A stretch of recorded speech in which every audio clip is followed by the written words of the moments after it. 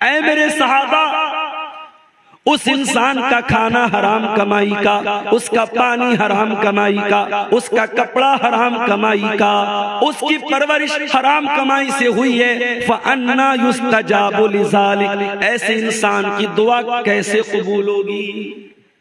नहीं कबूल होगी।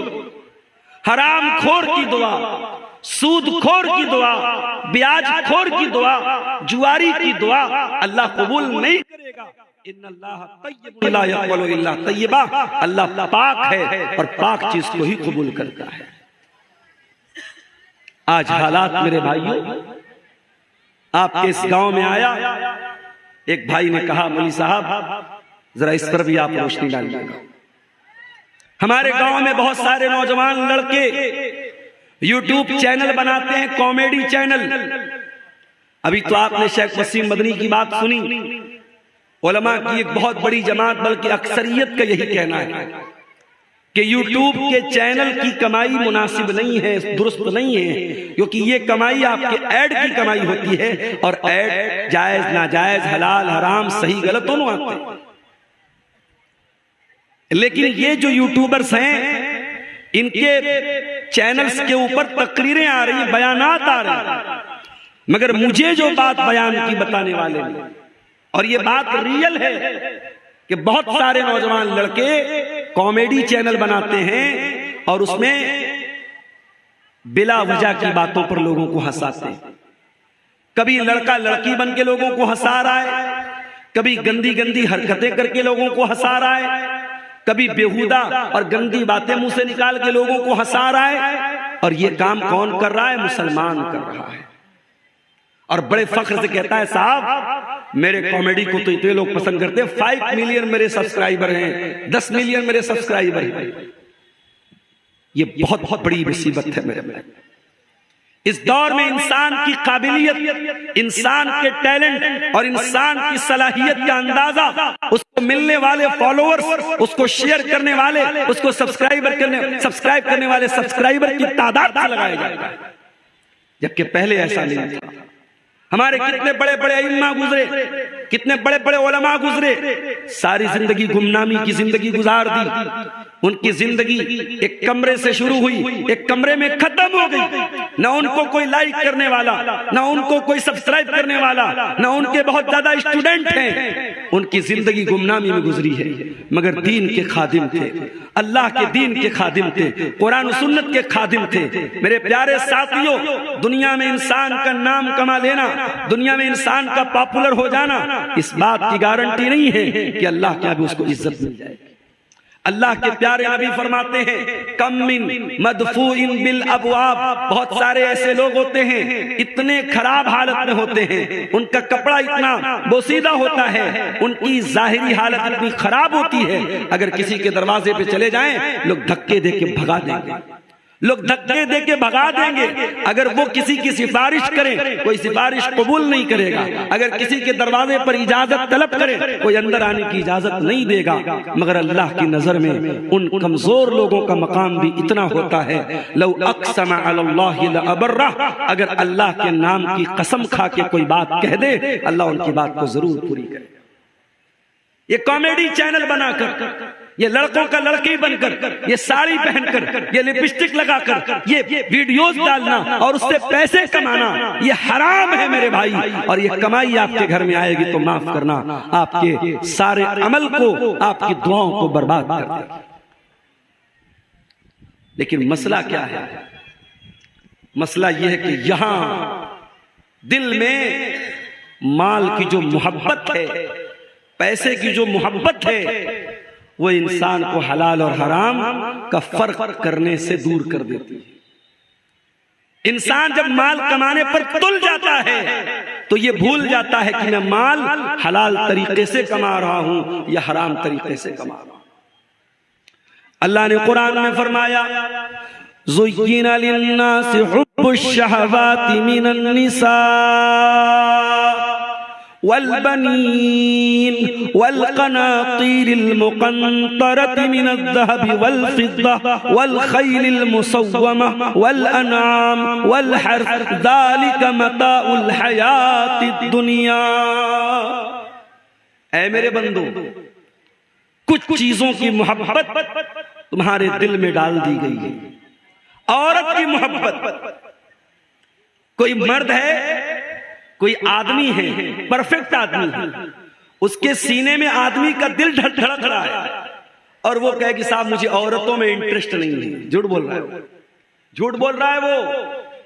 अल्लाह ने बना, अल्लाह कह रहा है कि हमने इंसान के दिल में डाला है औरत की मोहब्बत। वलबनीन, औलाद की मोहब्बत। शादी हो गई, बेटा पैदा हुआ आपके घर में, अब आप ये कहें कि साहब मुझे बेटे की मोहब्बत नहीं है, मुझे बेटे की चाहत नहीं है, ये नहीं हो सकता। औरत की मोहब्बत, औलाद की मोहब्बत अल्लाह ने आपके दिल में नेचुरली, प्राकृतिक रूप से, कुदरती तौर पर, नेचुरल तौर पर अल्लाह ने आपके दिल में डाली। वल्कनातीरिल मुक़ंतरति मिनज़्ज़हबि वल्फ़िद्दा, और सोना चांदी की मोहब्बत भी इंसान के दिल में डाली गई है और हमारी माँ बहनों के दिल में थोड़ी ज्यादा डाली गई है। औरत को सोना ला के दे दे, हाय हाय हाय, खुश हो जाएगी। जितनी भी नाराज हो, सोने का एक झुमका ला के दे दो, सोने की एक ईयर रिंग ला के दे दो, सोने की नाक की नथिया ला के दे दो, हाय हाय मेरा शौहर तो सबसे अच्छा शौहर। कुरान कह रहा है औरत जेवरात में पलती है, जेवरात में बड़ी होती है, औरत को सोने चांदी से बड़ी मोहब्बत है। उसके बाद फरमाया वल खैलिल मुसव्वमती, और मेरे बंदो तुम्हारे दिल में घोड़े की मोहब्बत भी डाल दी गई है। ऐसे घोड़े जो बहुत उम्दा घोड़े हो, बहुत अच्छे घोड़े हो। किसी जमाने में घोड़े की सवारी होती थी, आज के जमाने में कार की सवारी है, बाइक की सवारी है। आज 4 पैसा इंसान के पास होता है, पहले सोचता है कार खरीद लूं, बाइक की ताकत है बाइक खरीद लूं, और बाइक खरीद नहीं सकता तो शादी कर लेता हूं, जहेज में तो मिल ही जाएगी कि नहीं मिलेगी। गरीब घर में भी शादी करेगा तो 1.5-2 लाख की बाइक तो मिल ही जाएगी। बोलो भाई शेरशाबादियों, सीमांचल के लोगों, बड़े पक्के अहले हदीस हैं साहब। मुझे यहाँ के लोगों ने बताया कैश तो कम चलता है, कैश भी चलता है, यहां जहेज में कहीं कहीं कैश भी चलता है। और बेगैरती की हद ये है, बेशर्मी की हद ये है कि ससुराल से कैश मिलता है और ये इंसान अपनी बीवी का मेहर भी उसी रकम से अदा करता है।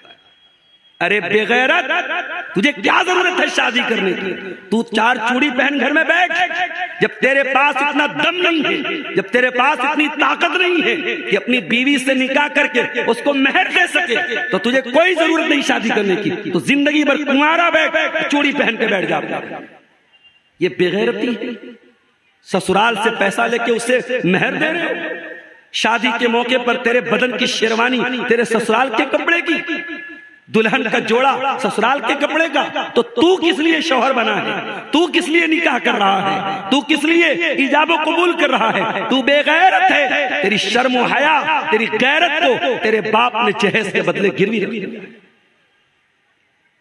तो ये चल रहा है साहब, अहले हदीस हाथ बराबर सीने पर बांध रहे, आमीन पूरी बुलंद आवाज से बोल रहे हैं, मगर जहेज में बाइक चल रही है। और अगर दामाद थोड़ा हाई फाई है, हाई स्कूल का टीचर है, बिहार बोर्ड के मदरसे का सरकारी टीचर है, तब क्या पूछना है साहब? तब तो बेटी देने वाला सोचेगा इसकी तो लाइफ सेट है, इसको बाइक क्या कार दे देंगे, कार भी मिल जाती है। तो सवारी की मोहब्बत भी इंसान के दिल में डाली। उसके बाद फरमाया वल अनआम, और ऐ मेरे बंदो तुम्हारा क्या हो रहा है?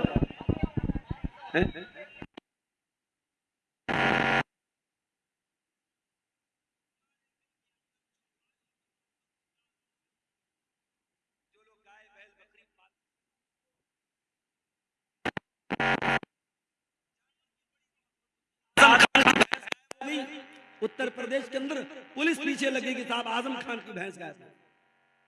हालांकि कितनी कीमती गाय भैंस है भाई, लेकिन उस भैंस को तलाश करने के लिए जब अखिलेश की सरकार थी यूपी में, तो पुलिस तलाश करती थी कि साहब आजम खान साहब की भैंस मिल नहीं मिली। जो इंसान पालता है उसकी मोहब्बत इंसान के दिल में डाली गई है। उसके बाद फरमाया वल हरती, और खेती बाड़ी करने वालों को खेती बाड़ी से बड़ी मोहब्बत होती है। जैसे हमारे बनारस में साड़ी का कारोबार होता है, कपड़े का कारोबार, हमारे यहाँ खेती नहीं होती, बनारस शहर में खेती नहीं होती। तो हमारी खेती वही है, बनारस चले जाओ, मऊ चले जाओ, मुबारकपुर चले जाओ, वहां साड़ी का कारोबार होता है, कपड़े का कारोबार होता है, तो वो कपड़ा ही उनकी खेती है। इंसान को अपनी खेती, अपने बिजनेस, अपने व्यापार से बड़ी मोहब्बत होती है। तो अल्लाह ने कितनी चीजों का नाम लिया, औरत, औलाद, सोने चांदी, घोड़े, चौपाए, खेती बाड़ी, इतनी सारी चीजों की मोहब्बत अल्लाह कह रहा है इंसान के दिल में डाली गई है। उसके बाद अल्लाह फरमाता है ज़ालिका मताउल हयातिद दुनिया, ऐ मेरे बंदे ये जमीन दुनिया में रहेगी, आखिरत में काम ना आएगी। ये जायदाद दुनिया में रहेगी, आखिरत में काम ना आएगी। तेरी औरत दुनिया में तेरे काम आएगी, आखिरत में काम नहीं आएगी। तेरे बच्चे दुनिया में तेरे काम आएंगे, आखिरत में काम नहीं आएंगे। ये सोना चांदी, ये मालो औलाद, ये बीवी बच्चे, ये तमाम चीजें दुनिया के अंदर रह जाएंगी। वल्लाहु इंदहु हुस्नुल मआब, अंजाम अगर अच्छा करना है, आखिरत को बेहतर बनाना है, तो वो तो अल्लाह के पास मिलेगी, वो दुनिया में मिलने वाली नहीं है। इंसान 4 पैसे कमाने के लिए हलाल और हराम भूल जाता है। इंसान ये क्यों भूल जाता है? ये पैसा दुनिया से आगे काम आने वाला नहीं है मेरे भाई। एक बहुत बड़े अमीर आदमी का इंतकाल हुआ, जब जनाजा जाने लगा, रास्ते में एक गरीब आदमी ने कहा रुक जाओ।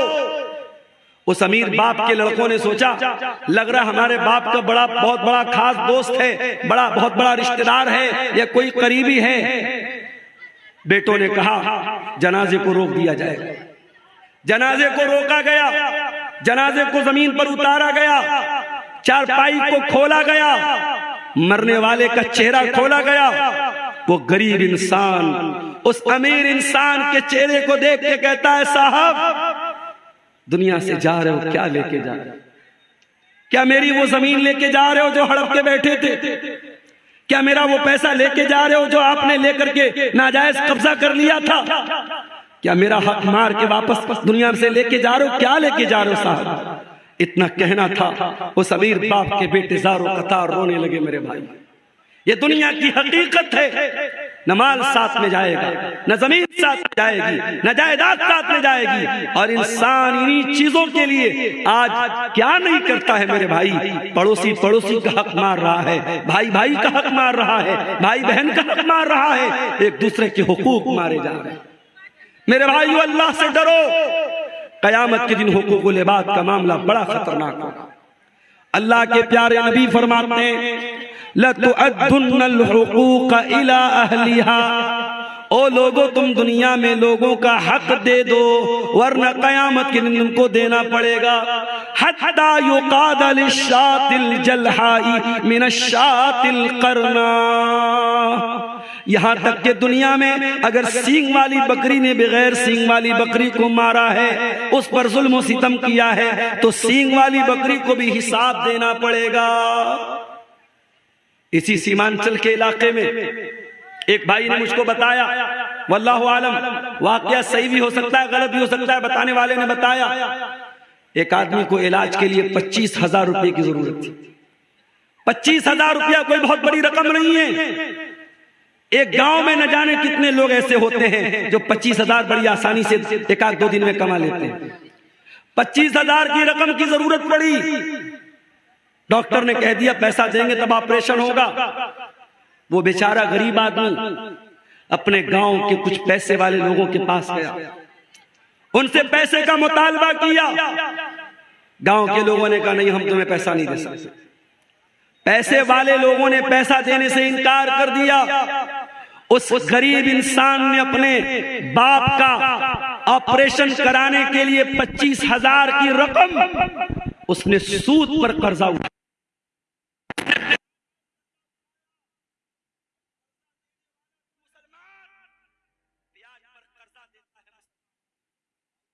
और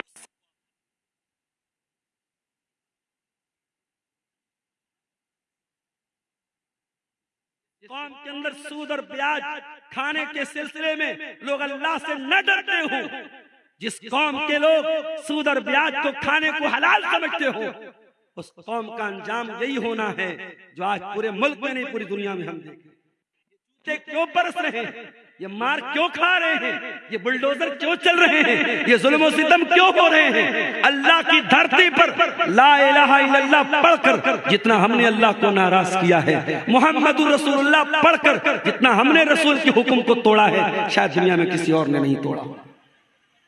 सूद और ब्याज को इतना आसानी से इतने हल्के में ले लेते हो मेरे भाई। दौलत की कमी नहीं इस कौम के पास। अभी कुछ दिनों पहले मैं आया था, इसी कटिहार के कुछ लोगों ने मुझसे कहा, मौलाना एक कंपनी आई है, उसका नाम है Meta ozone. Meta ozone company में पैसा लगाना कैसा है? मेरा वीडियो उस जमाने का अगर होगा यूट्यूबर लोगों के पास जाके देख लेना।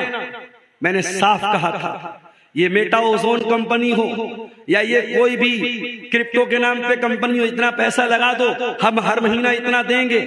ये जितने कंपनियां एक फिक्स अमाउंट आपको दे रही हैं, ये बिल्कुल गलत है, हराम।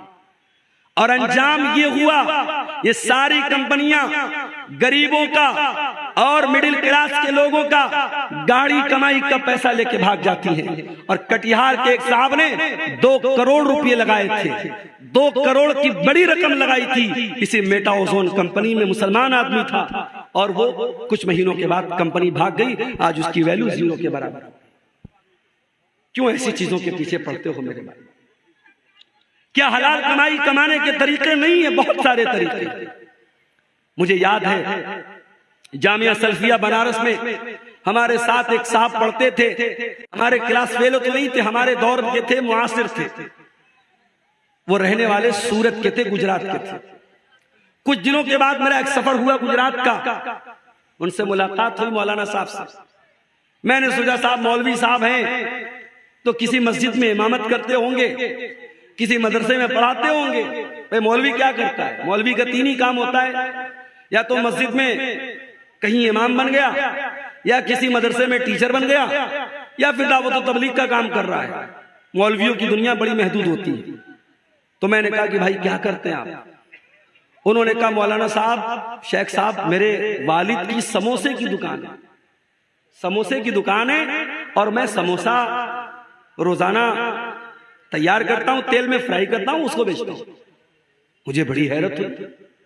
मैंने कहा आप जामिया सल्फिया बनारस के पढ़े हुए हैं और आप समोसा बेच रहे हैं? कहा शेख साहब तो इसमें क्या बुरा है? मैं बिजनेस कर रहा हूं, काम कर रहा हूं, इज्जत की रोटी है, और सारे समाज की नजर में ये साहब की मौलाना साहब हैं, इनका समोसा बड़ा अच्छा होता है, इनका सामान बड़ा अच्छा होता है। उन्होंने पाबंदी लगा दी, साहब मदरसे के जितने टीचर हैं सुबह से दोपहर तक पढ़ाना है, फिर दोपहर से रात तक हॉस्टल की निगरानी करना है। ऑलरेडी 3 टीचर निगरानी कर रहे थे, मगर मदरसे के हरामखोर जिम्मेदारों ने और डिक्टेटरों ने और नमरूद की औलादों ने उस मौलवी को मिलने वाले ये चंद हजार रुपये जो महीने के थे, उनके पेट में दर्द शुरू हो गया और उन्होंने कहा नहीं, हॉस्टल की 24 घंटा निगरानी करनी पड़ेगी।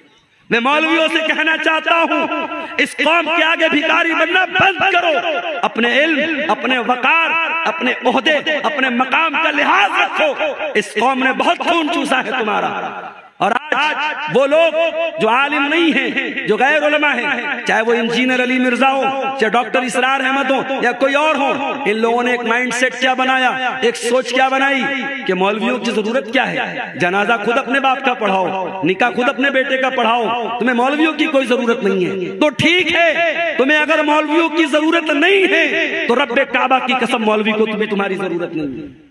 अगर ये मौलवी वाकई में खुददार और बाइज्जत हो जाए, अपने पैरों पे खड़ा हो जाए। हमने लॉकडाउन में देखा कितने मौलवी जो मदरसे के टीचर थे, जो मस्जिदों के इमाम थे, बड़ी मामूली तनख्वाहों पर गुजारा करते थे। लॉकडाउन लग गया, सारी दुनिया ठप पड़ गई। मदरसे के जिम्मेदारों ने कह दिया साहब हमारे पास तनख्वाह नहीं है। मस्जिद की कमेटी ने कह दिया हमारे पास तनख्वाह नहीं है। अरे प्राइवेट कंपनियों ने भी अपने मुलाजिम को आधी तनख्वाह दी थी, मगर इन मदरसों के जिम्मेदारों ने, इन मस्जिद की कमेटी वालों ने यह भी नहीं सोचा कि ये आलिम कहाँ जाएगा, ये मौलवी साहब कहाँ जाएंगे, लॉकडाउन लगा हुआ है, इनके बीवी बच्चे क्या खाएंगे। कितने मौलवियों ने, बेचारों ने कर्जे लेके जिंदगी गुजारी है, लोगों से मदद मांग के गुजारा किया है। लॉकडाउन ने सिखा दिया कि आत्मनिर्भर बनना पड़ेगा, सेल्फ डिपेंड बनना पड़ेगा। और मैं कई उलमा को जानता हूं लॉकडाउन के बाद जिन्होंने तिजारत को अपनाया है, जिन्होंने बिजनेस को अपनाया है। मेरे अजीजों, जो कौम अपने उलमा को बंधुआ मजदूर बना के रखती है, मस्जिद के इमाम को फैमिली क्वार्टर तक देना नहीं चाहती है, मदरसे के टीचर को परिवार के साथ रहने की इजाजत नहीं देती है, उसके बाद हम कहते साहब मदरसे के टीचर ने ये हरकत कर दी, मस्जिद के इमाम ने ये हरकत कर दी। खुलेआम अल्फाज में सुन लो, इन फितनों को दावत हमने दी है, इन फितनों को दावत हमने दी है। वो मौलवी शादीशुदा होकर बीवी से 6-6 महीने दूर रहता है, वो मदरसे का मुदर्रिस, वो मस्जिद का इमाम 6-6 महीने अपनी बीवी से, अपने बच्चों से दूर रहता है। कौन इसका जिम्मेदार है? उसकी बीवी अपने शौहर के रहने के बावजूद बेवा की जिंदगी बसर कर रही है, उसके बच्चे अपने बाप के रहने के बावजूद यतीम की जिंदगी बसर कर रहे हैं। अगर उस मौलवी की शहवत में अगर उबाल आया, उसने गलत कदम उठाया, वो मौलवी यकीनन गुनहगार होगा, वो आलिम यकीनन गुनहगार होगा, मगर गुनहगार तो ये समाज भी होगा, गुनहगार तो हम और आप भी होंगे कि हमारे पास अपने बच्चों के साथ रहने के लिए इंतजाम है, अपने उलमा के लिए फैमिली क्वार्टर का इंतजाम नहीं करते। मेरे भाइयों, अगर मस्जिद के इमाम के लिए फैमिली क्वार्टर का इंतजाम नहीं करते तो माफ करो, हटा दो इमाम को, खुद ही नमाज पढ़ो और पढ़ाओ, मत रखो इमाम को। आप फितनों को दावत मत दो मेरे अजीजों, ये दौर फितनों का दौर है, और इस दौर का बहुत बड़ा फितना माल का फितना है। अल्लाह के प्यारे नबी ने फरमाया, लिकुल्लि उम्मतिन फितना व फितनतु उम्मती अल माल, हर उम्मत का एक फितना होगा और मेरी उम्मत का फितना क्या होगा? माल होगा। और अल्लाह के नबी ने यह भी फरमाया, याती अलन्नासी ज़मानुन ला युबालिल मरउ मिन ऐना खज़ल माल अमिन हलालिन अम मिन हराम। लोगों पर एक जमाना ऐसा भी आने वाला है, माल कमाने वाला इस बात की परवाह नहीं करेगा कि माल कहां से कमा रहा है, हलाल तरीके से कमा रहा है या हराम तरीके से कमा रहा है। हलाल के बहुत सारे तरीके हैं मेरे भाई। अगर आपके पास पैसा है, आपके पास टाइम नहीं है, शरीयत ने एक तरीका रखा है मुजारबत का। मुजारबत किसका मतलब क्या होता है? पैसा मेरा रहेगा, टाइम किसी और का लगेगा, एनर्जी किसी और की लगेगी। मैंने 1 लाख रुपया किसी को दे दिया कि भाई 1 लाख रुपया ले लो और इससे बिजनेस करो, और बिजनेस में जो प्रॉफिट होगा आधा तुम ले लेना, आधा हम ले लेंगे, लेकिन लॉस होगा तो लॉस का जिम्मेदार मैं रहूंगा, तुम नहीं रहोगे। और जो भी मुनाफा होगा परसेंटेज तय किया जाए, पैसा तय न किया जाए। अगर पैसा तय करेंगे तो गलत हो जाएगा। अगर कोई ये तय कर ले कि मैं 1 लाख रुपया दे रहा हूं और हर महीने तुम हमको 1000 दोगे तो ये गलत हो जाएगा। हाँ, हर महीने जो भी प्रॉफिट होगा 50% तुम ले लो, 50 मैं ले लेता हूं, 60 तुम ले लो, 40 मैं ले लेता हूं। परसेंटेज तय कर सकते हैं, पैसा तय नहीं कर सकते। और प्रॉफिट में दोनों शेयर होंगे, लेकिन लॉस में सिर्फ पैसा लगाने वाला शेयर करेगा और जो मेहनत कर रहा है वो लॉस में शरीक नहीं होगा। ये भी कायदा है शरीयत का, कानून है शरीयत का। अगर इस कायदे की रोशनी में हलाल तरीके से हम मुजारबत करें तो बहुत पैसा कमा सकते हैं। मगर मसला ये है, आज इंसान अखलाकी तौर पर इतना गिर चुका है कि अगर मुजारबत के लिए मैंने किसी को पैसा दिया 1 लाख रुपया, तो वो कभी नहीं शो करेगा कि प्रॉफिट हो रहा है, वो कहेगा मौलवी साहब लॉस हो रहा है। एक इंसान दूसरे इंसान पर भरोसा करने को तैयार नहीं है, क्योंकि अखलाक इतना गिर चुका है मेरे भाइयों। इंसान धोखा देने में, फ्रॉड करने में देर नहीं करता है।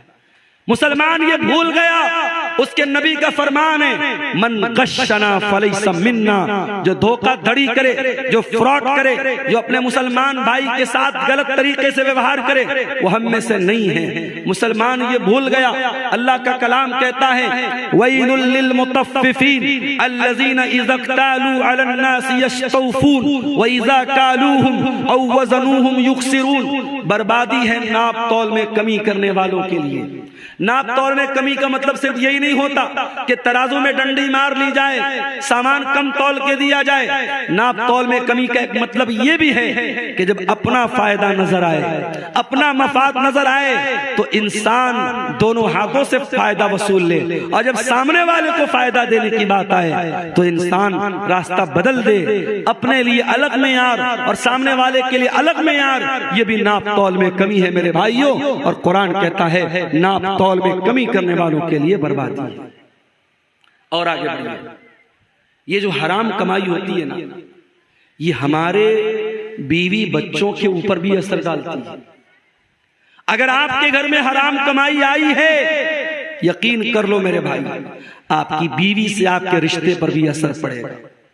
बच्चे नाफरमान हो जाएंगे, माँ बाप की सेहत गिर जाएगी, घर का सुकून खत्म हो जाएगा। बात सलफ कहते हैं कि मैं अपने गुनाहों का असर अपनी बीवी के अखलाक में और अपनी सवारी के फिसलने में महसूस करता हूं। जब मैं कोई गुनाह करता हूं तो अपनी सवारी के फिसलने में और अपनी बीवी के अखलाक में उसका असर महसूस करता हूं।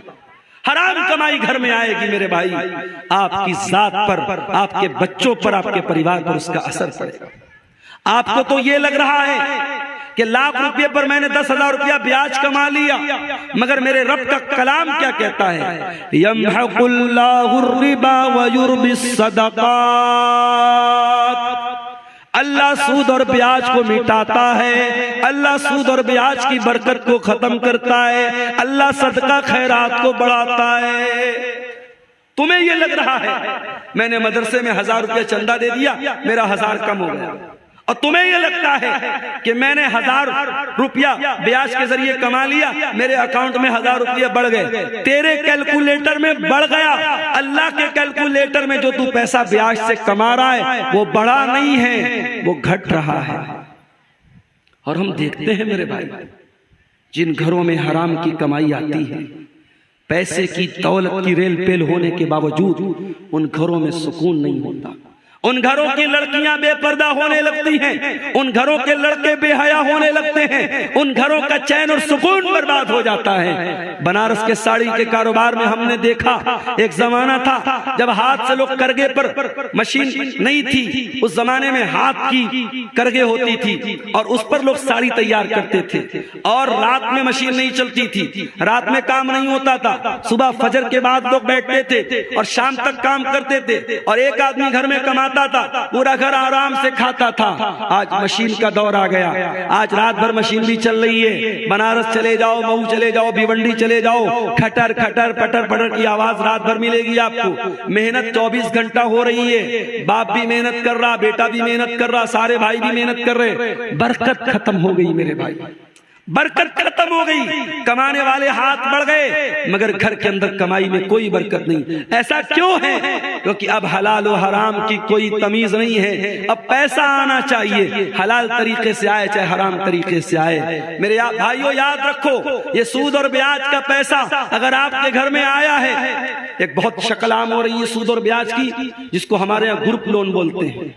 ग्रुप लोन की शक्ल बिहार और झारखंड में बड़ी तेजी से राइज हुई है, और बड़े अफसोस की बात यह है कि ये लोन सिर्फ औरत को दिया जा रहा है। औरतों को इकट्ठा करके उनसे साइन करवाया जाता है, बैंक का कर्मचारी आता है, हर हफ्ते औरतों से पैसा लेता है, बड़ी आसानी से 25,000 50,000 का अमाउंट मिल जाता है। अरे अल्लाह के बंदो, अल्लाह के बंदो, अल्लाह से डरो। तुम्हारे समाज में लाखों की तादाद में ऐसे लोग हैं, अगर चाहें एक कोऑपरेटिव तंजीम बना लें, एक कोऑपरेटिव बैंकिंग सिस्टम बना लें, और बगैर ब्याज के ये छोटी छोटी रकम भरोसेमंद आदमी को तहकीक करने के बाद, जिसको कोई बिजनेस स्टार्ट करना हो, कोई काम स्टार्ट करना हो, ये 25-50 हजार की रकम देके काम स्टार्ट कर दें। शरीयत कहती है आप लोगों का काम शुरू करा दो, लोगों को भीख मांगने पर और लोगों को सूद खाने पर मजबूर मत करो। आज सूद और ब्याज, बड़ी मामूली रकम पर सूद और ब्याज खाया जा रहा है, और घर की औरतों को उसमें इन्वॉल्व किया जा रहा है। हराम कमाई की एक शक्ल और भी है, और वो क्या है? किसी दूसरे की जमीन पर नाजायज कब्जा कर लेना। उत्तर प्रदेश में एक बहुत बड़े बाहुबली थे, अब इस दुनिया में नहीं है, मैं नाम नहीं लूंगा। अगर आप अक्लमंद होंगे, समझदार होंगे तो समझ जाएंगे। आज लोग कहते हैं साहब मुसलमान थे, मुसलमान थे, बड़ा जुल्म हुआ, मगर उनका ट्रैक रिकॉर्ड जब उठा के देखो, उनका जब इतिहास उठा के देखो तो मालूम ये हुआ कि उनका काम क्या था। जिस जमीन पर हाथ रख दिया वो जमीन उनके बाप की हो, जमीन उनके बाप की हो गई। जमीन मुसलमान की हो, गैर मुस्लिम की हो, जहां पे वो साहब आ गए, चलो हटो भाई फला के आदमी है, जमीन छोड़ दो, जमीन छोड़ दो। जिस खेत पे हाथ रख दिया वो खेत उनके बाप का, जिस जमीन पे हाथ रख दी वो जमीन उनके बाप की। और ये काम करने वाला सीना ठोक के मुसलमानों से कहता है मैं तुम्हारा लीडर हूं, मैं तुम्हारा लीडर हूं। ऐसे लीडर अगर हो, हमें नहीं चाहिए ऐसे लीडर, हमें नहीं चाहिए ऐसे लीडर जो लोगों के माल पर नाजायज कब्जा करे। माफ करना मेरे भाइयों, अल्लाह के प्यारे नबी की हदीस है, मन गय्यर मनार अल अर्ज़ी लानल्लाहु मन गय्यर मनार अल अर्ज़ी। जो लोगों की जमीन और जायदाद की जो बॉर्डर है, जो निशान है, उसको मिटा दे और जमीन और जायदाद पर नाजायज कब्जा कर ले, अल्लाह के नबी ने फरमाया उस इंसान पर अल्लाह की लानत हो। जमीन और जायदाद पर नाजायज कब्जा करके कहां जाओगे मेरे भाई। अगर एक बालिश, ये जो हमारे पंजे का जो नाप है ना, इसको उर्दू में बालिश बोलते हैं, पता नहीं आपके शेरशाबादी भाषा में क्या बोलते हैं, हमारे बनारस में इसको बित्ता बोलते हैं, बित्ता, यहाँ भी बित्ता बोलते हैं। एक बित्ता जमीन अगर आपने किसी की नाजायज कब्जा कर ली, हदीस के अल्फाज क्या है, तुफ़्फ़िक़ मिन सब अर्दीन यौमल क़ियामा, कयामत के दिन एक बित्ता जमीन नाजायज हड़पने वाला 7 जमीनों का तौक उसकी गर्दन में डाला जाएगा। अल्लाह अकबर, इतना बड़ा गुनाह है, इतना बड़ा गुनाह है। आज मुकदमे अदालतों में चले जाओ, मुसलमान अपने भाई की जमीन, बेटा अपने बाप की जमीन, भाई अपनी बहन की जमीन पर नाजायज कब्जा करके बैठा है। सबसे ज्यादा मुकदमे आपको मुसलमानों के मिलेंगे। ये इस कौम का हाल है मेरे भाई। अल्लाह हम सबकी हिफाजत फरमाए। और आगे बढ़िए, हराम कमाई का एक और रास्ता हम इस समाज में देखते हैं, और वो क्या है, वो है साहब सूदी रकम। हम खा तो नहीं रहे मगर सूदी रकम खिला रहे हैं। मोबाइल ले लिया फट से हमने, EMI पर, लोन पर ले लिया हमने, क्रेडिट कार्ड पर ले लिया हमने, और जब ले लिया तब उलमा से आके धीरे से पूछते, मौलाना साहब ये किस्तों पर मोबाइल लेना कैसा है? अरे तू जो मोबाइल लेके आया किस्त पर लिया? किस्त पर लिया ना, तो लेने के पहले मसला पूछना चाहिए था कि लेने के बाद पूछ रहा है। किस्त के ऊपर गाड़ी लेना कैसा है, किस्त के ऊपर मोबाइल लेना कैसा? कान खोल करके सुन लो, किस्त पर कोई सामान लेना जायज है, नाजायज नहीं है, मगर उसमें कंडीशन क्या है? कंडीशन ये है कि जो सामान बेचने वाला है उससे आपको लेना है। यहां जब आप मोबाइल किस्त पर लेते तो मोबाइल की कंपनी से या दुकानदार से नहीं लेते, आप बैंक से लेते हैं। आप बजाज का कार्ड इस्तेमाल करते हैं, Bajaj company, Bajaj finance company आपको फाइनेंस करा रही है। आप बाइक लोन पे ले रहे हैं, ICI आपको लोन दे रही है, HDFC आपको लोन दे रही है, हीरो की या होंडा की कंपनी आपको लोन नहीं दे रही। पहली बात तो ये समझ लीजिए, जिसका सामान है उससे आप किस्त पर लेंगे, थर्ड पर्सन से नहीं लेंगे। और अगर थर्ड पर्सन से ले रहे हैं तो इसका मतलब आप उससे पैसा उधार ले रहे हैं, सामान नहीं खरीद रहे, पैसा उधार ले रहे हैं। और पैसा अगर उधार ले रहे हैं तो शरीयत का एक कानून याद रखो कि हम उधार पैसा किसी से भी अगर लेंगे या देंगे, उधार पैसे के ऊपर कोई प्रॉफिट कमाना जायज नहीं है। मैंने आपको 1 लाख रुपया दिया, 1 लाख रुपया आपको जब मैंने दिया तो आपने अपना मोबाइल हमको दे दिया। अब ये मोबाइल मैं यूज कर रहा हूं, मोबाइल आपका बस यूज कर रहा हूं, बेच नहीं रहा हूं, यूज कर रहा हूं। 1 महीने के बाद आप आए और आपने कहा कि मौलवी साहब आप 1 लाख रुपया वापस ले लीजिए और मोबाइल मुझको दे दीजिए। मैंने 1 लाख रुपया वापस ले लिया, मोबाइल आपको दे दिया। हमें क्या लग रहा है साहब, ये तो जायज है। उसने हमको पैसा दिया, हमने पैसा दिया था, उसने बदले में मोबाइल दिया था। उस मोबाइल को हम गारंटी के तौर पर तो ले सकते हैं, लेकिन उस मोबाइल को अगर हम यूज कर रहे हैं तो ये ब्याज हो जाएगा मेरे भाई। इतना खतरनाक मामला है, शरीयत कहती है कि आप किसी को कर्जा दे रहे हैं तो कर्जा एहसान करने के लिए होता है, कर्जा कमाने के लिए। कमाना है तो बिजनेस करो, पार्टनरशिप करो। अगर किसी को उधार दे रहे हो, उधार पर एक पैसा, 1 रुपया भी मुनाफा नहीं कमा सकते। हाँ, मैंने आपको 1 लाख रुपया दिया, कुछ तय नहीं किया मैंने। आप जब पैसा मुझको देने आए, आपने अपनी खुशी से कहा मौलाना साहब आप मेरे काम आए थे, आपने मेरे बड़े मौके से मेरी मदद की थी, मैं अपनी खुशी से ये 1 किलो मिठाई लेके आया।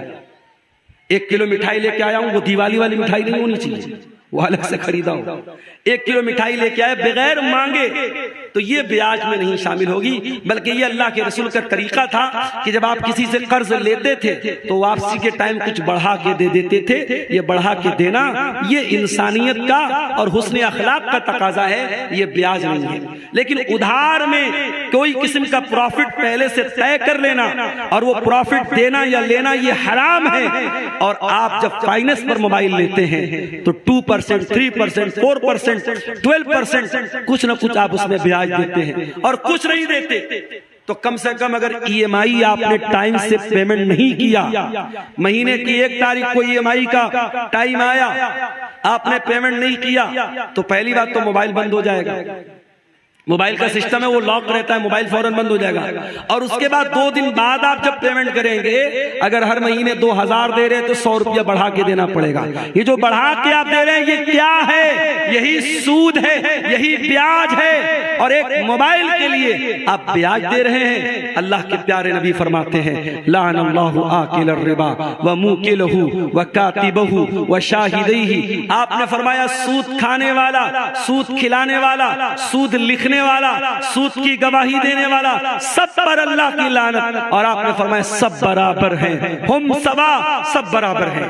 ये सूद इतना बड़ा गुनाह है, ये ब्याज इतना बड़ा गुनाह है। अल्लाह के नबी फरमाते हैं, मुस्तदरक अल हाकिम की हसन दर्जे की रिवायत है, अर्रिबा सलासु व सबऊन बाबा, कि सूद के 70 से ज्यादा दरवाजे हैं, सूद के 70 से ज्यादा दर्जे हैं। ऐसरुहा अयन की हर रजुल उम्महु, और उसमें सबसे हल्का दर्जा ये है इंसान अपनी सगी माँ के साथ जिना करे, अपनी सगी माँ के साथ जिना करे। कौन तसव्वुर नहीं कर सकता इंसान अपनी सगी माँ के साथ जिना, तो बड़ी दूर की बात है, उसको गलत नजर से देख भी नहीं सकता इंसान। सूद और ब्याज खाना अपनी सगी माँ के साथ जिना करने से बड़ा पाप है मेरे भाई। और ये पाप आज का मुसलमान धड़ल्ले से कर रहा है, रोजा नमाज करके कर रहा है, माथे पर सज्जे का निशान लगा के कर रहा है, चेहरे पर दाढ़ी रख के कर रहा है। खबरदार मेरे भाई, इस सूद और ब्याज से बाज आ जाओ, बाज आ जाओ। इस हराम कमाई से अपने घरों को, अपने दामन को बचा।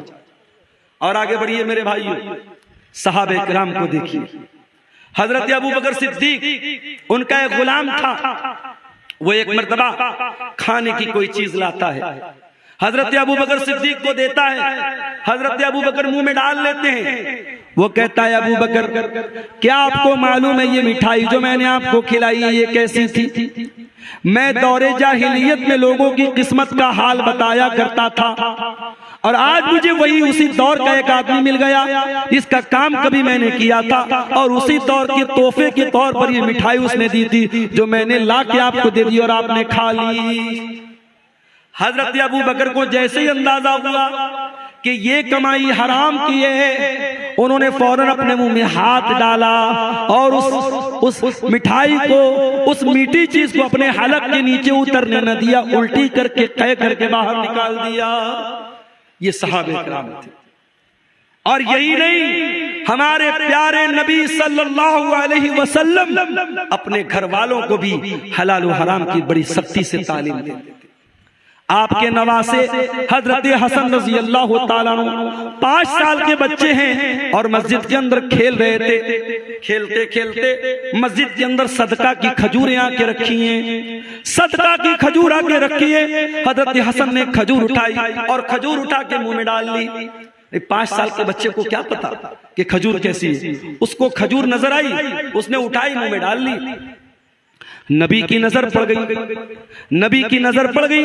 नबी चाहते तो अपने बच्चे के, अपने नवासे के हाथ से छीन लेते, उसके मुंह में से निकाल लेते, मगर नबी ने तरबियत क्या की मेरे भाइयों।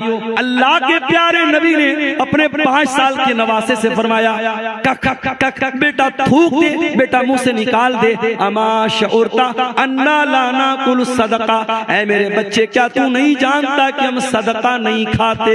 मेरे बच्चे ये सदका की खजूर है और तू नबी का नवासा है, तू नबी के अहले बैत में से। क्या तुझे मालूम नहीं कि तेरे नबी के ऊपर और नबी के अहले बैत के ऊपर सदका हराम है?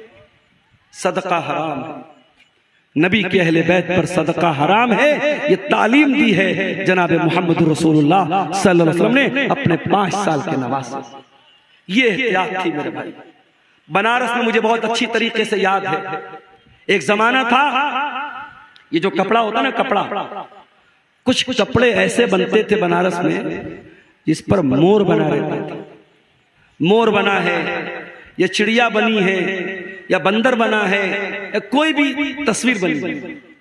उलमा का फतवा था कि कपड़े पर अगर फिगर बना है, उस फिगर वाले कपड़े की कमाई सही नहीं है।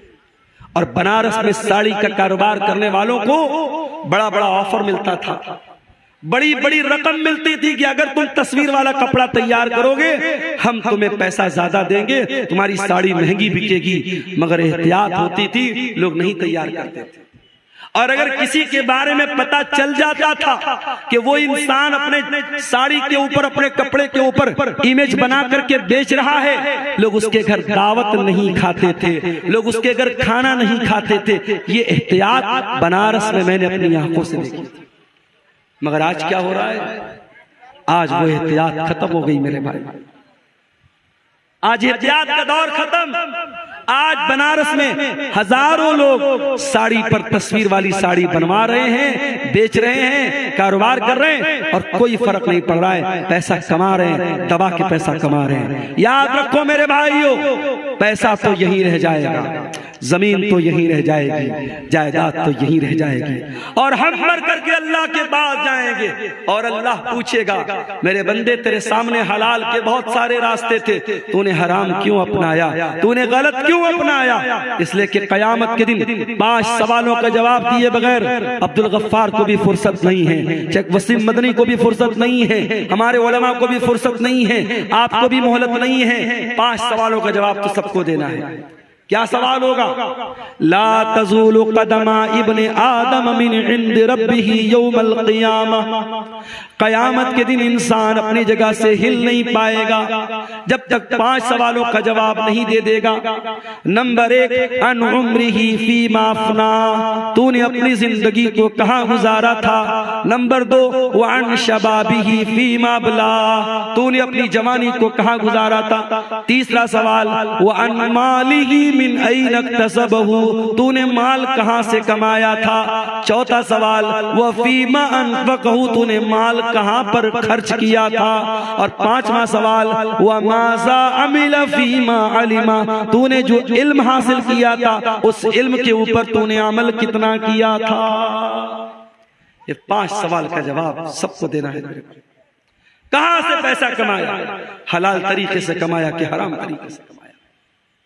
और खबरदार, मस्जिद में लोग जाते हैं ना, बड़ा एहतराम करते हैं मस्जिद का। मस्जिद का सामान कोई जल्दी चोरी नहीं करता। क्यों साहब? मस्जिद का सामान, मस्जिद का सामान कोई बहुत घटिया आदमी होता है वही चोरी करता है। एक आम मुसलमान मस्जिद का बहुत एहतराम करता है। और तमाम मस्जिदों में सबसे बड़ी मस्जिद कौन है? मस्जिद हराम है, खाने काबा है। कान खोल करके सुन लो, एक मुसलमान की इज्जत, एक मुसलमान की जान, एक मुसलमान का माल, उसकी जो इज्जत है, उसका जो सम्मान है, उसका जो एहतराम है, वो खाने काबा से भी बढ़ करके। और दलील भी आपको पढ़ के सुना देता हूं। नबी ने आखिरी हज किया, हज्जतुल वदा का मौका है, नबी ने पहला और आखिरी हज किया है। बकर ईद का दिन है, यौमुन नहर है। अल्लाह के प्यारे नबी मिना के अंदर हैं। अपने सहाबा से कहते हैं, अय्यो यौमिन हाज़ा, आज का दिन कौन सा दिन है? सहाबा कहते हैं अल्लाह और उसके रसूल ज्यादा बेहतर जानते हैं। आपने फरमाया क्या आज यौमुन नहर नहीं है, क्या आज बकरा ईद का दिन नहीं है? फिर आपने पूछा कि महीना कौन सा है? साहबा ने कहा अल्लाह और उसके रसूल ज्यादा बेहतर जानते हैं। आपने फरमाया क्या ये जिलहिज्जा का महीना नहीं है? फिर आपने पूछा ये कौन सा शहर है? साहबा ने कहा अल्लाह और उसके रसूल ज्यादा बेहतर जानते हैं। आपने फरमाया क्या ये शहर मक्का नहीं है? उसके बाद आपने फरमाया ओ लोगो इन्ना इन्ना दिमाकुम व अमवालकुम व आराज़कुम हरामुन अलैकुम कहुरमत यौमिकुम हाज़ा फी बलदिकुम हाज़ा फी शहरिकुम हाज़ा। ओ लोगो तुम्हारी माल, तुम्हारा माल, तुम्हारी जान और तुम्हारी इज्जत व आबरू एक दूसरे के लिए हराम है, एक दूसरे के लिए हराम है। जैसे आज का ये दिन हराम है, जैसे ये महीना हराम है, जैसे ये शहर मक्का हराम है, जैसे मक्का का एहतराम करते हो, जैसे जिलहिज्जा का एहतराम करते हो, जैसे आज के दिन का एहतराम करते हो, एक मुसलमान अपने भाई की जान और माल का एहतराम करे। मेरे अजीजों, सहाबे किराम बड़ी एहतियात करते थे। हजरत साद बिन अबी वक्कास सहाबी रसूल हैं, उनके बारे में मशहूर था कि वो मुस्तजाब दावत थे। साद बिन अबी वक्कास जब दुआ करते थे उनकी दुआ जल्दी कबूल हो जाती थी। किसी ने पूछा कि ऐ साद बिन अबी वक्कास क्या बात है, आप कौन सा ऐसा अमल करते हैं कि आपकी दुआ बहुत जल्दी कबूल हो जाती है? तो हजरत साद बिन अबी वक्कास ने क्या जवाब दिया? कहा कि ऐ लोगों, मैं जब खाना खाता हूँ तो मुझे मालूम होता है कि मैं वो खाना कौन सी कमाई का खा रहा हूँ। मैं जब भी कोई लुकमा उठा करके अपने मुंह में डालता हूँ, जब तक यकीन न हो जाए, जब तक कंफर्मेशन न हो जाए, जब तक ये मुतय्यन न हो जाए कि मैं हलाल कमाई का और पाकीज़ा कमाई का लुकमा खा रहा हूँ, तब तक वो लुकमा अपने हलक के नीचे नहीं उतारता हूँ। एक बहुत बड़े अहले हदीस आलिम का वाकया सीरत निगारों ने लिखा है। गालिबन अगर मेरी याददाश्त धोखा नहीं खा रही है, गालिबन ये मौलाना अब्दुल्ला गाजीपुरी का वाकया है। अब्दुल्ला गाजीपुरी रहमतुल्लाह अलैह बहुत बड़े अहले हदीस आलिम थे। उनको कहीं सफर पे जाना था, ट्रेन का टाइम हो गया, ट्रेन का टाइम हो गया, स्टेशन पर पहुंचे, इतना टाइम नहीं था कि टिकट खरीद सकते और सामने ट्रेन छूट रही थी। और उस जमाने में इतनी ट्रेनें नहीं थी कि चलो एक ट्रेन छूट गई तो दूसरी पकड़ लेंगे। मौलाना अब्दुल्ला गाजीपुरी साहब ने जल्दी से ट्रेन पकड़ी, ट्रेन पर सवार हो गए, मगर दिल ही दिल में ये एहसास हो रहा था मैंने टिकट नहीं खरीदा है, ये रेलवे की चोरी है, ये सरकार की चोरी है। जब मौलाना अब्दुल्ला गाजीपुरी की मंजिल आ गई, जब उन्होंने अपनी मंजिल पर वो उतर गए, तो जिस स्टेशन से वो वहां तक आए थे उस स्टेशन तक का उन्होंने टिकट खरीदा। हालांकि कोई टीटी नहीं था, कोई चेक करने वाला नहीं था, कोई टिकट को चेक करने वाला, कोई पकड़ने वाला नहीं था। कभी कभी ऐसा होता है। मैं बनारस से अभी पिछले हफ्ते की बात, एक प्रोग्राम था मेरा अररिया में। अब बनारस से मैं चला, इत्तेफाक से त्योहार का दिन था, ट्रेन पे रश बहुत था और पहले से मैंने रिजर्वेशन नहीं कराया था। अब उसके बाद जब मैं ट्रेन पे लोकल टिकट लेकर के, जनरल टिकट लेके जब मैं चढ़ा था, मैंने सोचा टीटी मिलेगा, उससे बात करूंगा और टिकट कटवा करके एसी में कहीं जगह मिल जाएगी, एसी बैठ जाऊंगा। अब साहब रश इतना था कि ट्रेन में कहीं बैठने की जगह नहीं थी, टीटी का दूर दूर तक पता भी नहीं था।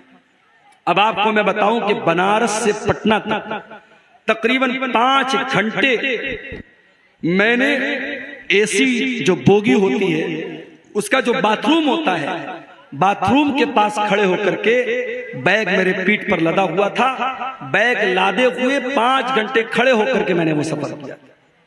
उसके बाद जब बीच में टीटी आया, टीटी ने कहा मुल्ला जी कहां जा रहे हो? मैंने कहा सर पटना जा रहा हूं, कोई सीट दे दीजिए, पैसा मैं दे दूंगा। कहा नहीं मुल्ला जी कोई सीट नहीं है, लेकिन आप एसी की बोगी के अंदर खड़े हैं, आपको फाइन कटवाना पड़ेगा। मैंने कहा सर मैं अंदर कहां खड़ा हूं, बाथरूम के पास खड़ा होकर के जा रहा हूं, टिकट तो है मेरे पास। कहा कि आप चूंकि एसी बोगी में चढ़े हैं आपको फाइन देना पड़ेगा। मैंने कहा जनरल में जाने लायक हालात नहीं है। उसने कहा जनरल में तो छोड़ दो, आपने जनरल का टिकट लिया, आप एसी में आए हो। उसने 1000 रुपया फाइन भी काटी और 5 घंटे का सफर मैंने खड़े होकर गुजारा।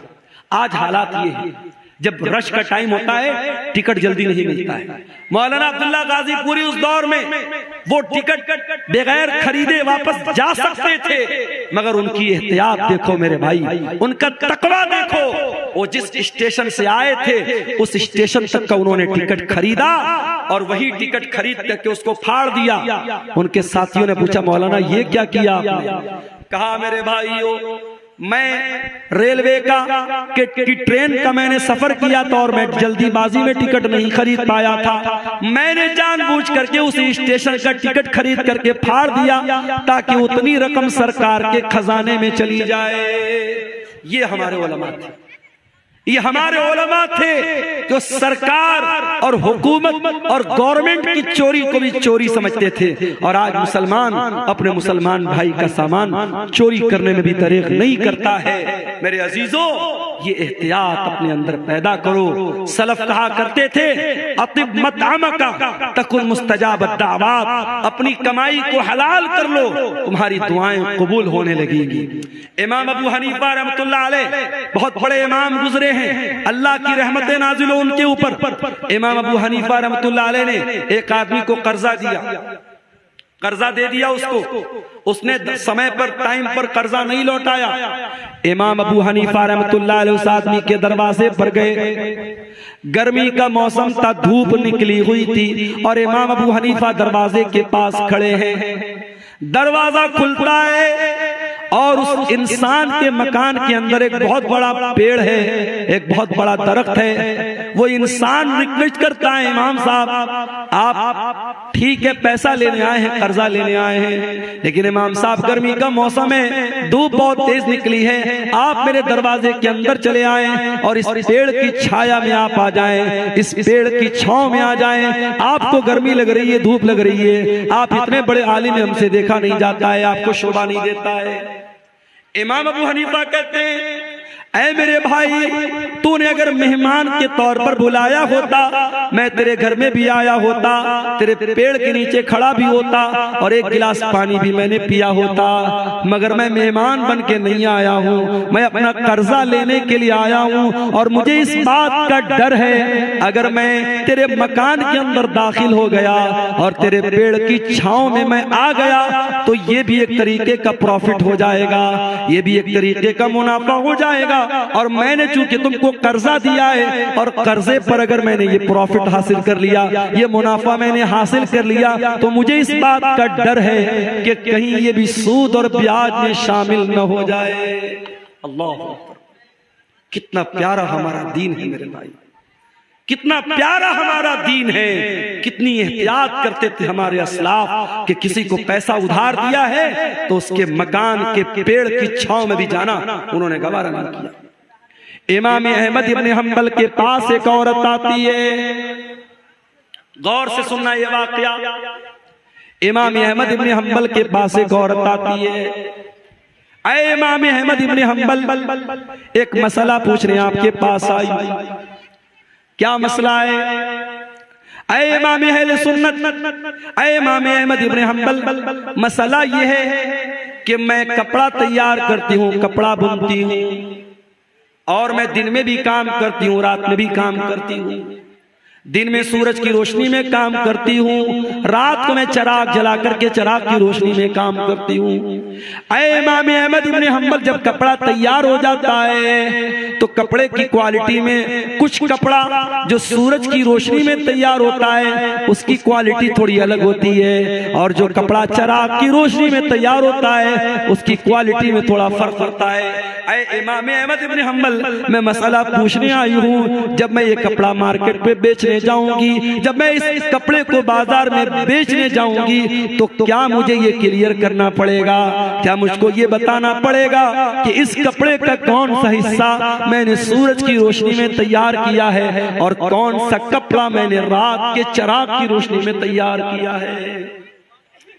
इमाम अहमद इब्न हंबल हैरान हो गए, कहा कि ऐ मेरी बहन, मसला मैं बाद में बताऊंगा, पहले मैं ये जानना चाहता हूं, इतनी अल्लाह वाली, इतनी तकवा वाली तू औरत है कौन जो आ करके ये मसला पूछ रही है कि कपड़ा अगर सूरज की रोशनी में तैयार हुआ है और चिराग की रोशनी में तैयार हुआ है तो क्या कस्टमर को ये बताना पड़ेगा कि कौन सा कपड़ा सूरज की रोशनी में तैयार हुआ है और कौन सा कपड़ा चिराग की रोशनी में तैयार हुआ है?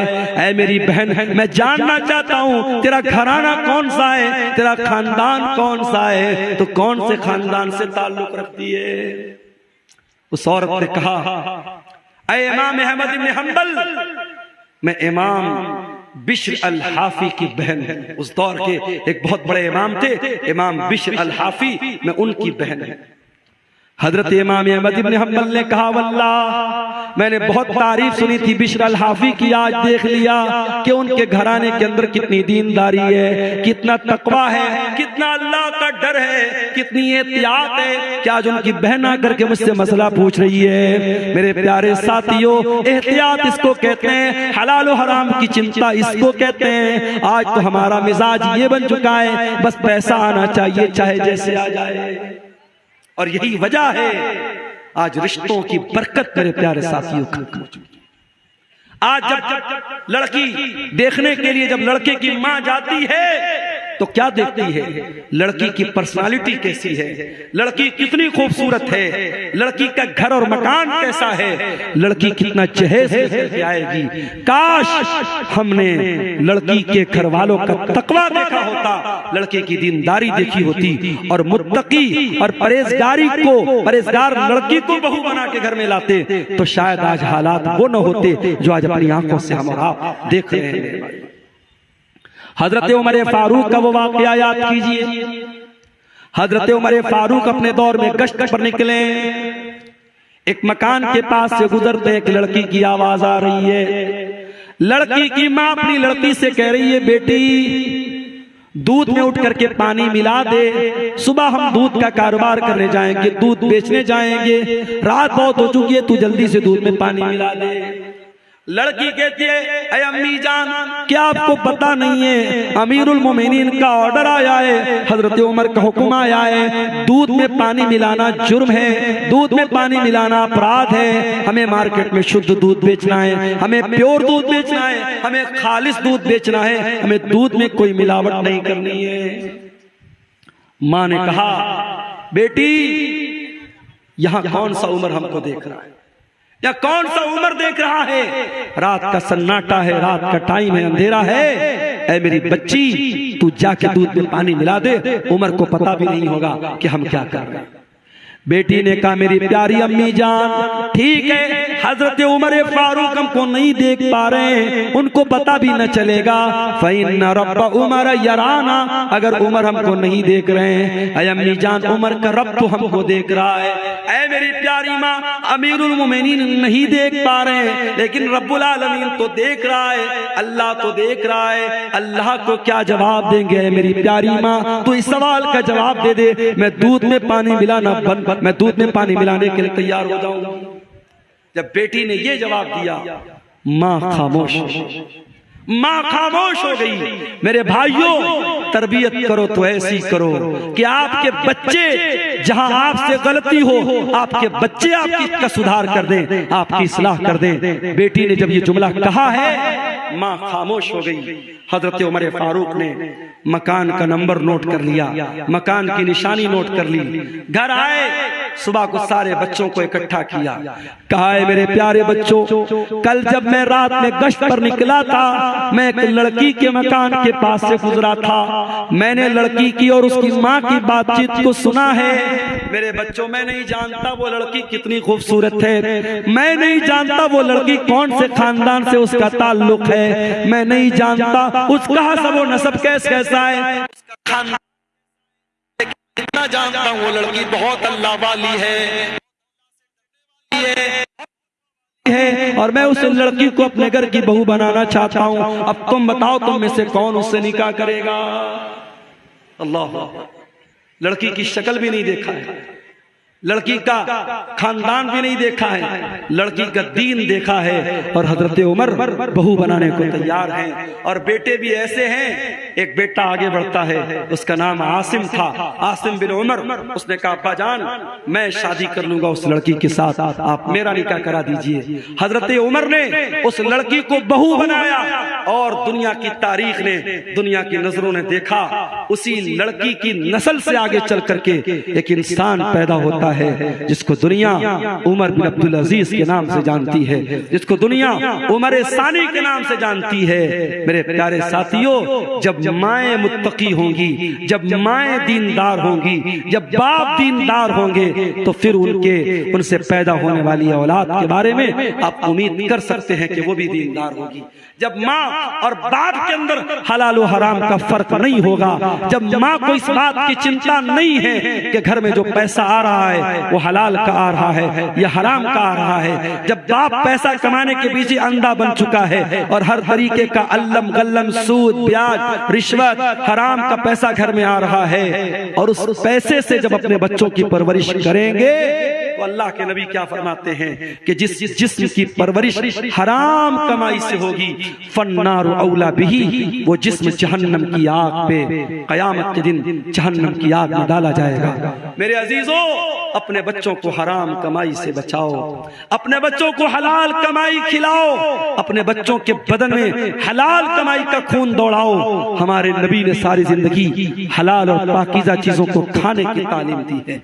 हमारे नबी के दुनिया में आने का एक मकसद ये भी था,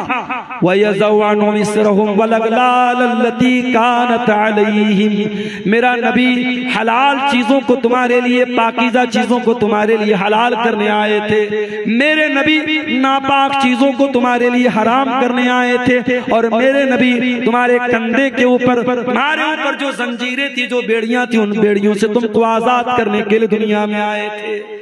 नबी आए थे इसीलिए ताकि हराम चीजों की बेड़ियों और जंजीरों से हमें आजाद कर दें। मेरे भाइयों, हराम कमाई की इन जंजीरों से अपने दामन को बचा लो। आज वल्लाह हमारे घरों के सुकून को ये हराम कमाई बर्बाद कर रही है। और मैं फिर से कहता हूं, हर हराम का एक हलाल अल्टरनेट शरीयत में मौजूद है। आप सूद और ब्याज अगर हराम है तो आप ये मत समझिए कि मौलवी साहब अगर सूद हराम है तो हमारे पास पैसा है तो हम क्या करें। मैंने उसका हलाल अल्टरनेट आपको बताया।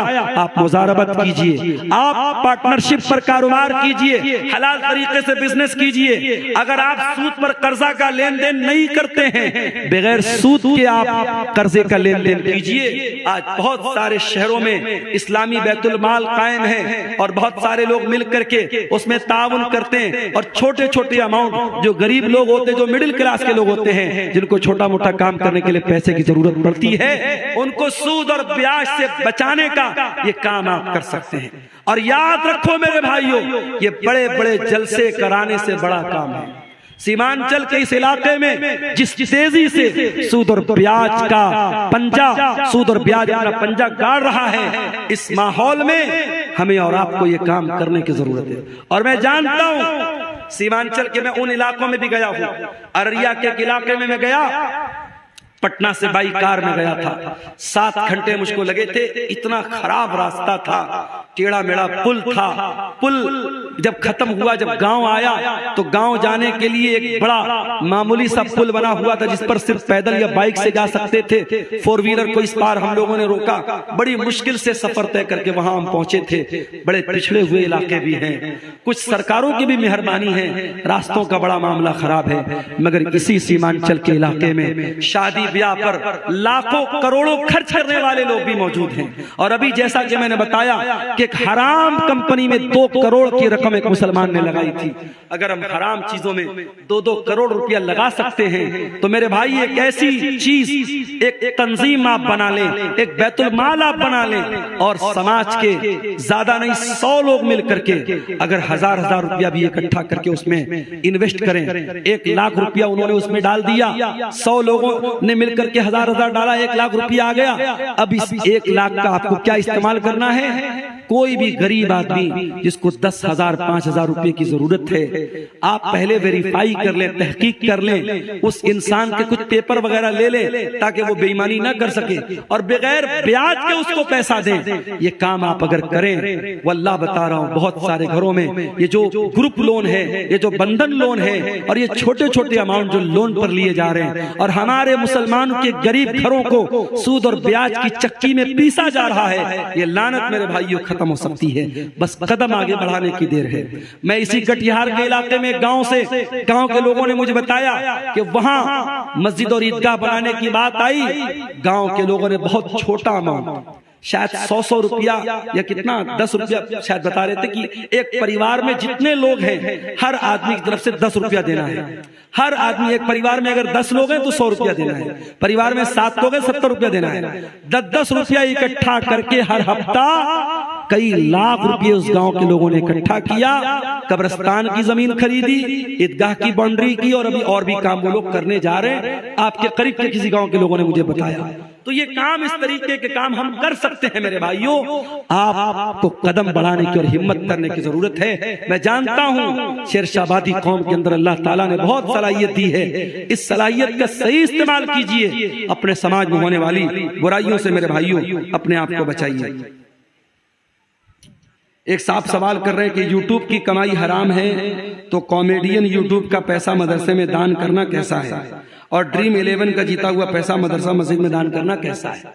जाहिर है अगर मदरसे वालों को पता है कि ये पैसा ये हराम कमाई का दर है, मदरसे वाले ना ले, और अगर मदरसे वालों को नहीं पता और मदरसे वालों ने ले लिया तो उनका लेना तो गलत नहीं है, मगर देने वाले को कोई सवाब नहीं मिलेगा।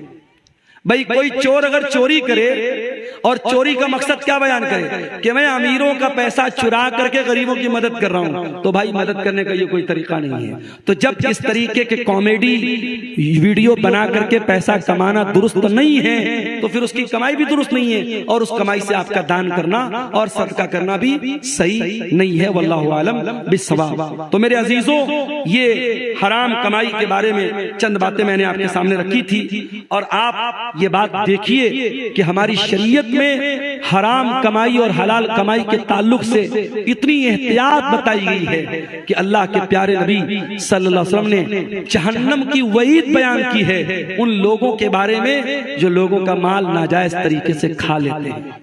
मैं आखिरी हदीस सुना करके बात खत्म करता हूं। अल्लाह के नबी ने सहाबा से कहा कि ऐ मेरे सहाबा, क्या तुम जानते हो मुफलिस कौन है, गरीब कौन है? सहाबा ने कहा अल्लाह के नबी, अल्लाह और उसके रसूल ज्यादा बेहतर जानते हैं, आप ही बता दीजिए। आपने फरमाया मेरी उम्मत के अंदर गरीब आदमी वो होगा, मेरी उम्मत में मुफलिस इंसान वो होगा जो कयामत के दिन रोजा नमाज ज़कात सब लेकर के आएगा। वयाती कद शतम हाजा व ज़रब हाजा व अकल माल हाजा व क़ज़फ़ हाजा, किसी का माल हड़पा होगा, किसी को गाली दी होगी, किसी पर तोहमत लगाई होगी, किसी पर बहतान लगाया होगा, हराम तरीके से लोगों का माल कमाया होगा। उस इंसान के बारे में अल्लाह के नबी फरमाते हैं उसकी नेकियां हकदारों को दे दी जाएंगी। कयामत के दिन दुनिया की करेंसी नहीं चलेगी। यहाँ गांधी जी के फोटो वाला नोट चल रहा है, आखिरत में नोट नहीं चलेगा। जैसे आप हज करने जाते हैं, उम्रा करने जाते हैं, इंडिया की करेंसी आप एयरपोर्ट से ही चेंज कर लेते हैं, या वहां सऊदी एयरपोर्ट पे जाके चेंज कर लेते हैं, क्योंकि आपको मालूम है कि सऊदी में सऊदी रियाल चलेगा, दुबई में दुबई का दिरहम चलेगा, और इसी तरीके से कुवैत में कुवैत का दीनार चलेगा। आखिरत में जो करेंसी होगी मेरे प्यारे साथियों, वो नेकी और गुनाह की करेंसी होगी। अगर हमने किसी का हक मारा है, उसकी हमारी नेकियां उसको दे दी जाएंगी, और जब हमारी नेकियां खत्म हो जाएंगी, अल्लाह के प्यारे नबी फरमाते हैं फ़इन फ़नियत हसनातुहु, अगर उसकी नेकियां खत्म हो जाएंगी और फिर भी हकदारों का हक बाकी रह जाएगा, तो क्या किया जाएगा? फिर उन लोगों के गुनाह इसके ऊपर लादे जाएंगे जिनका हक इसने मारा है, जिनकी जमीन को इसने हड़पा है, जिनको गाली दी है, जिनको बुरा भला कहा है, जिन पर तानो तशरीह की है, उनके गुनाह इसके ऊपर लादे जाएंगे।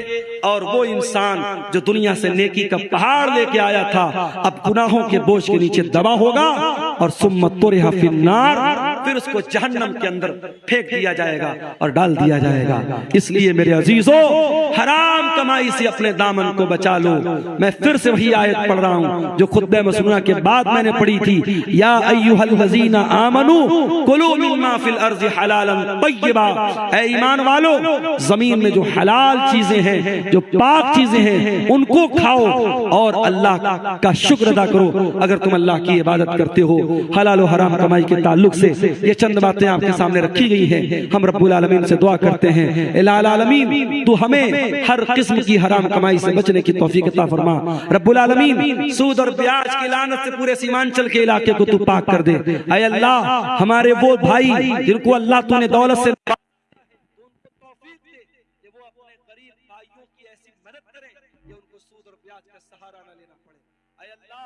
जो लोग किसी भी तरीके से हराम कमाई की लानत में मुलव्विस हैं, ऐ अल्लाह उनको अपनी जिंदगी में तौबा करने की